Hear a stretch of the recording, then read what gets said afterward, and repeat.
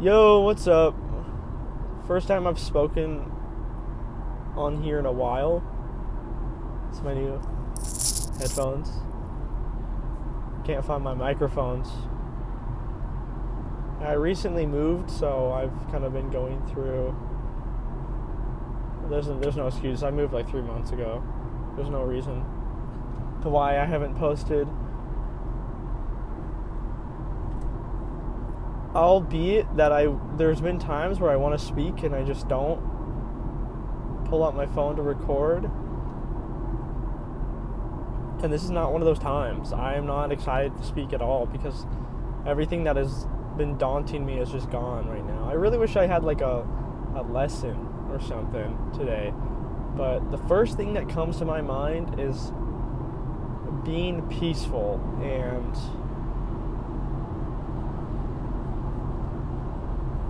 learning how to be happy no matter what the situation is. That's actually a really good one because that's what's been going on a lot in the last few months is despite the situation,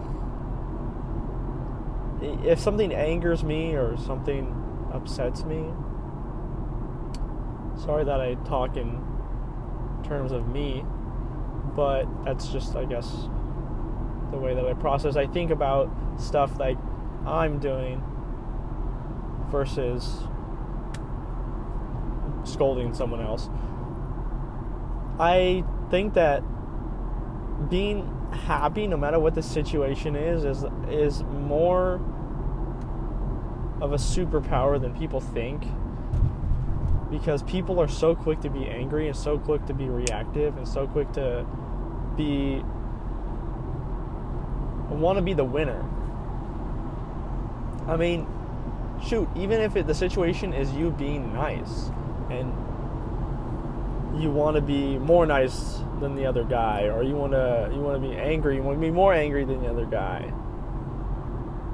It's rough because you have to learn to be happy in the right situations and not let your reaction determine how you actually feel.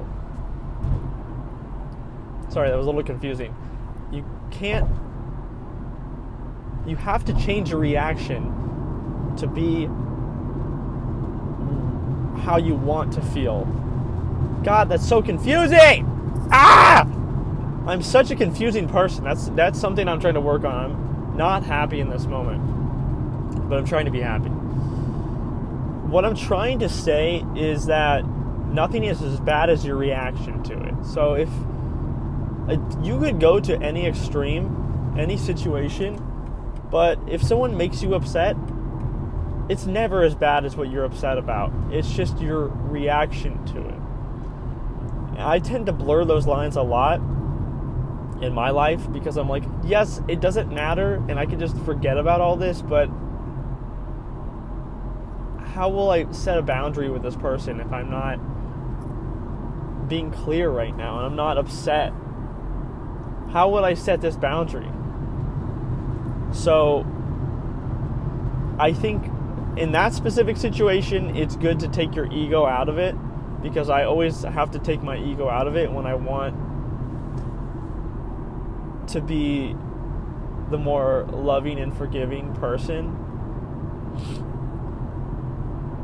I can't really think of a very specific example that's intense that I want to use, but I can use a light one.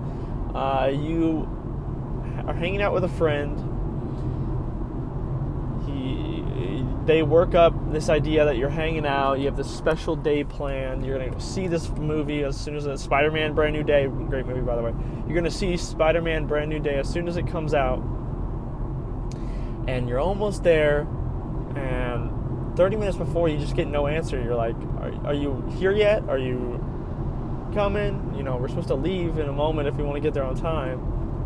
No answer.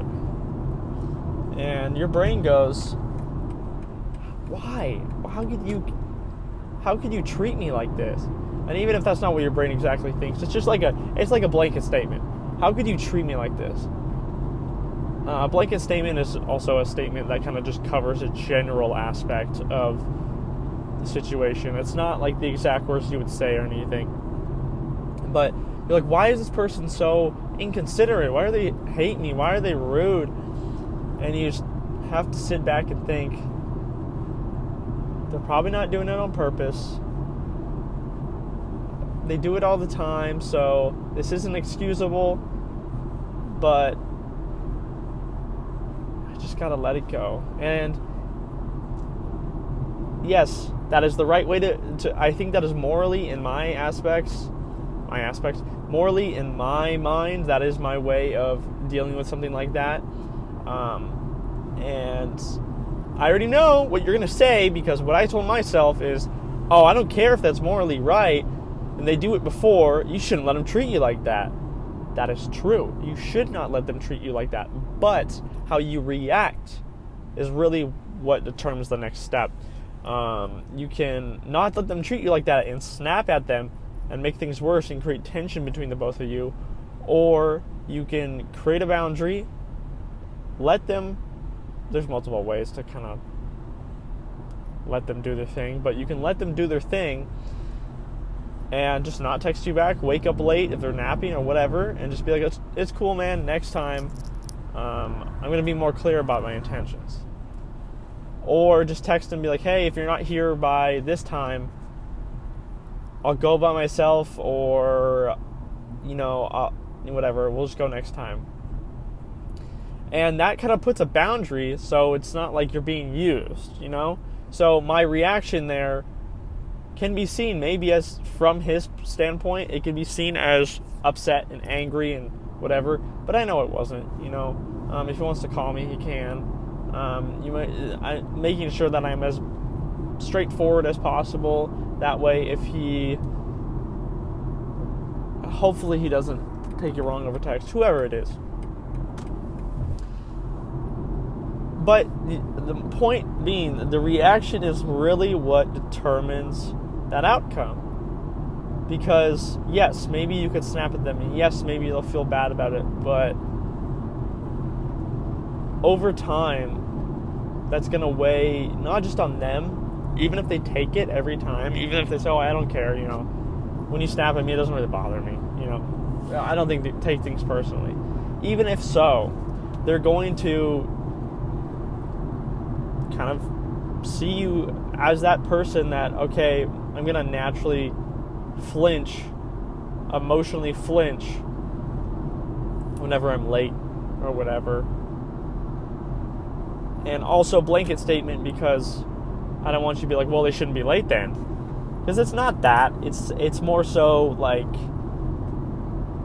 if you enter with calmness and you react properly in the right time, according to the situation, and you just see the best in things and divert the worst of things, because you can't control everything.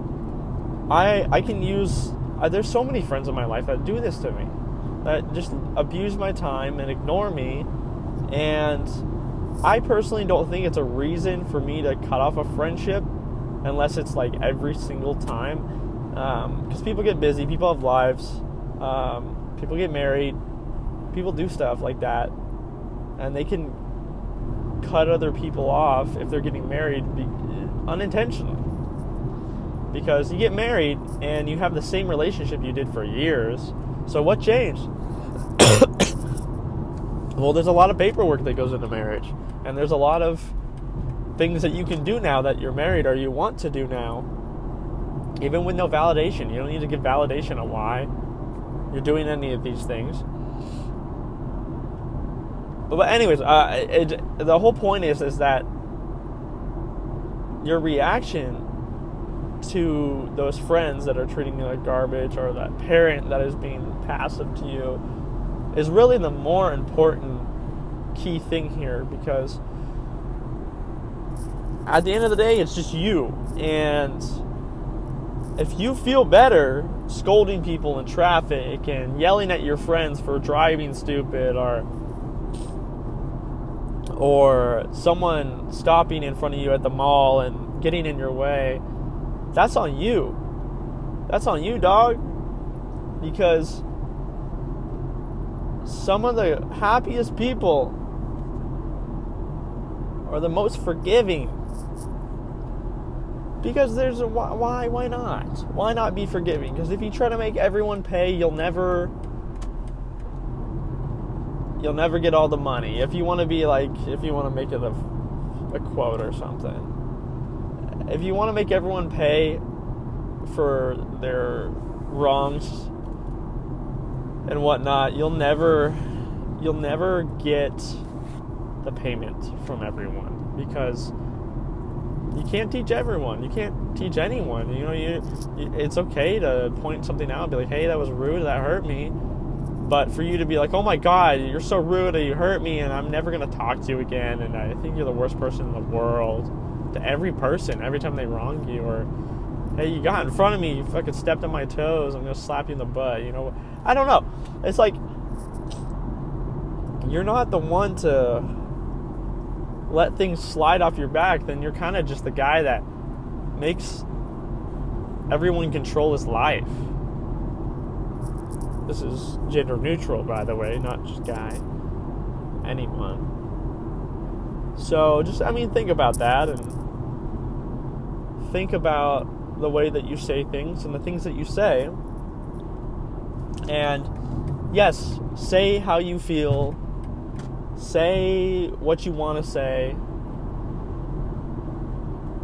but God forbid, don't,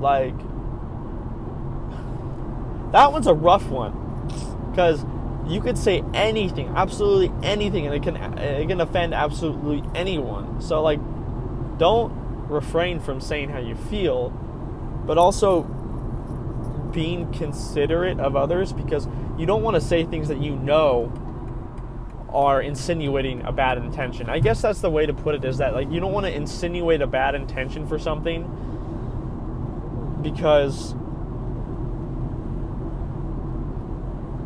you already know in your head that is going to hurt someone. And if you continue to do it, even though you know it's going to hurt someone, then that's kind of like, you got a gut feeling, kind of on you. But also, if it hurts someone and they decided to get hurt and you still agree with what you said, that's a rough one. That is a rough one. I'm not going to sit here on a soapbox and act like I'm perfect, because there's a lot of things that I feel like the way that I'm preaching makes me sound like I'm preaching like I'm God. But I'm not. I'm preaching more so as this is what I've learned, and this is what works for me, and this is my perception of things, my perceiving eye of things. Now, what's funny to me more so is when people pull up on me like this, when I offend people, I feel bad, I feel guilty, I feel a little bit shitty, albeit, but I don't feel like, I look back and I go, but I still mean what I said, so what do I say? And then it turns into more of, hey, I'm sorry you felt hurt by what I said, and that sounds passive aggressive. And that's not what I'm going for. I want to put off more of a, I'm sorry what I said hurt you. I don't know. There's I'm still trying to iron that out. Trying to act right, because what I would say to try to be mature and try to make myself feel like they are understood is, I'm sorry what I said hurt you. Is there anything I can do to help you understand more? And that's if I'm being deep and philosophical. Obviously that doesn't always apply. But at the end of the day, it's night. Now, at the end of the day, you can't choose what someone thinks, and you can't control how they respond. And God forbid, you say what you want in a public server, and someone goes, "Yeah, I didn't like that." Shit. Should we have mute videos now where we just look at the screen for 20 minutes? Yeah, I was hoping the podcast wouldn't be this straightforward and philosophical, because I had more to say the other week, and I really wish I would have spoke when I had more to say.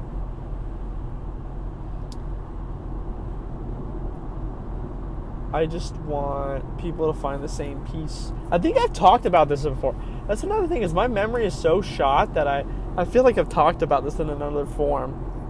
The only reason I still do this is because, like, I want to get something, I want to get a feeling out, and I want to feel like I'm accomplishing something, and I'm saying how I feel, and I'm like, maybe I can change someone else's mind, and maybe I can influence someone else or change how they perceive things.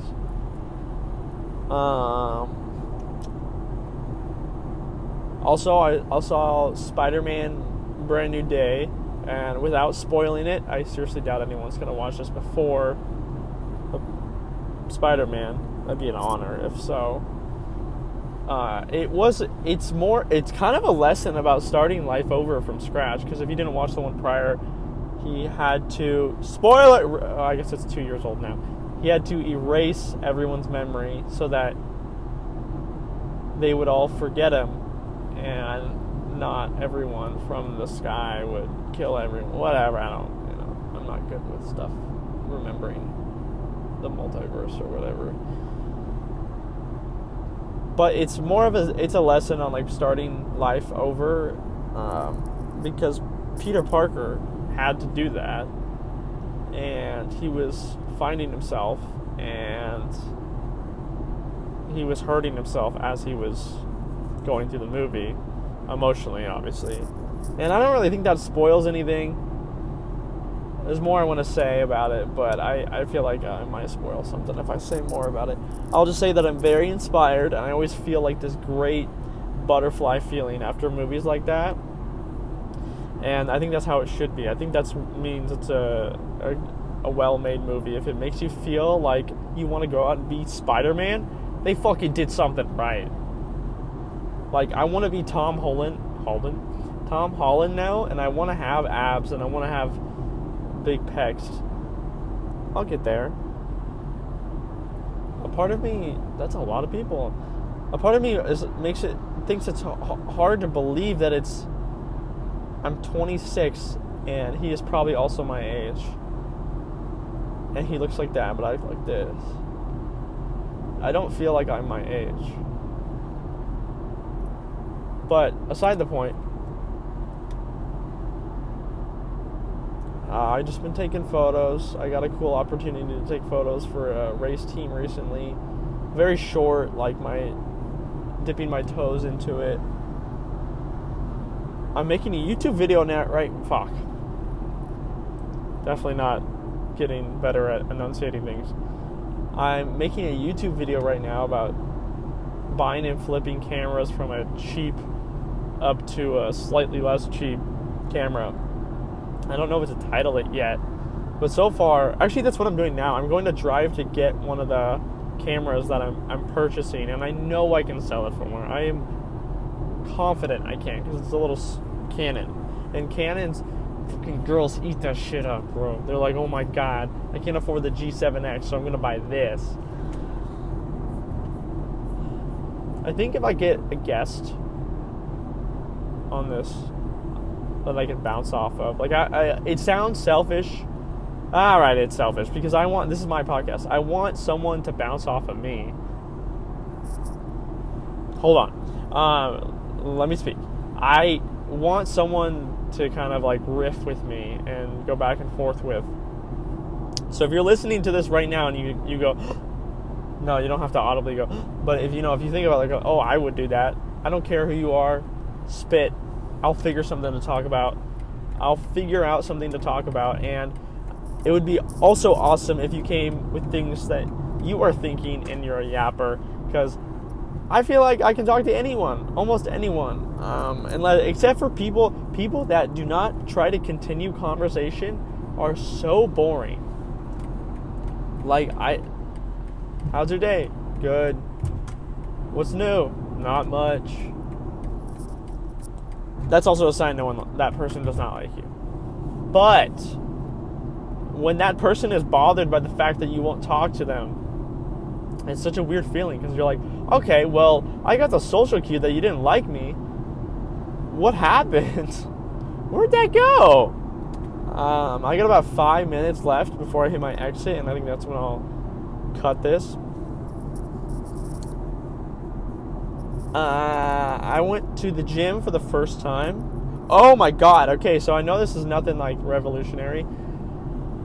I found out, I had a realization that a majority of the reason why I can't breathe since I was a kid is because of my nose. And my mom had always told me it was my voice. My mom had always told me it was asthma.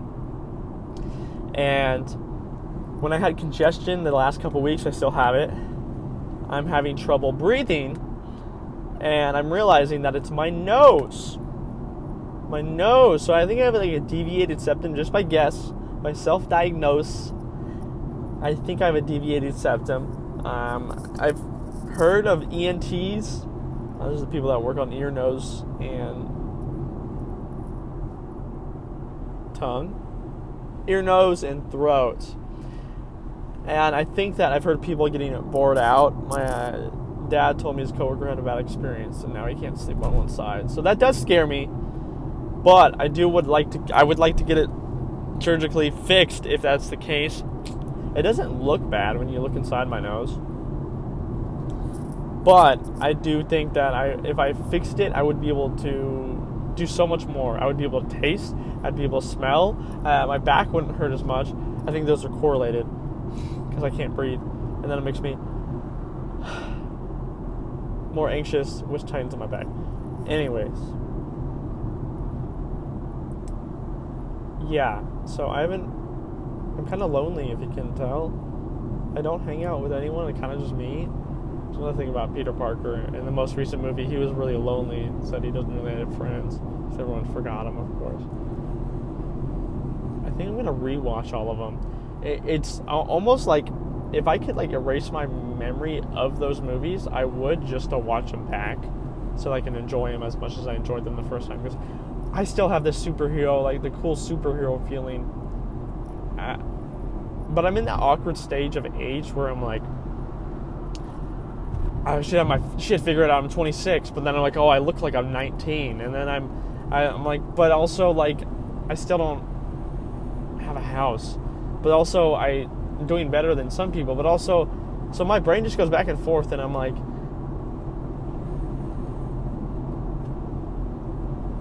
I don't know. So I'm just going to talk about this because kind of a pipe dream of mine. My pipe dream is to make at minimum $10,000 a month from YouTube, just making videos on random shit. I don't know what I want to make YouTube videos about. Oh my god. I don't know what I want to make YouTube videos about. I know that I want to do it. I know that I like cars. I know that I like photography. I'm trying to branch it off of photography. That's why I started the flipping the cameras to one thing. I don't think it's the most revolutionary idea to flip a camera to another camera, but it's shit I do anyways. So I'm trying to find stuff like that I do that I can just translate and then eventually work out into what I want to do. Because I don't like the whole idea of setting up a camera, having a script, reading off the scripts, because I don't feel like I'm enjoying myself. I feel like I'm doing a project for someone. I do like the feeling of being accomplished, but I want to feel like I'm being accomplished for something that I wanted so bad. So let that be a lesson to you. And I'm also restarting Star Wars. So I think I went halfway through the first movie and I fell asleep. So I'm going to try to go back to that. Oh, we're almost there. I got a mile left. Yeah, I need to get my shit together. I need a lock-in, dog. Oh! This made me remind myself that I do want to get tattoos removed, too. And I know there's, like, a lot of ways to do it and, like, cover up. I don't want to cover up. I wish there was someone that was like so interested with me, they want to pick my brain and they just sit down and talk with me. I guess that's just what a podcast is when you're famous. Someone's like, so, who the hell are you? How the hell are you? So how'd you become famous? How do you start acting? And I'm like, what if someone sat me down and they're like, so, how do you got like 2 friends but no like 200 people? What do the other 198 people not like about you? I'd be like, you know, I don't know. It almost got to a point where I almost bought Meta glasses because my friend bought some for doing stuff with his dump truck. And I was like, I could do that with photography. And then I watched videos of people using Meta glasses for photography, and I'm like, this is so boring. It's just so boring. His situation, I think, is interesting. Watching him work a dump truck is interesting.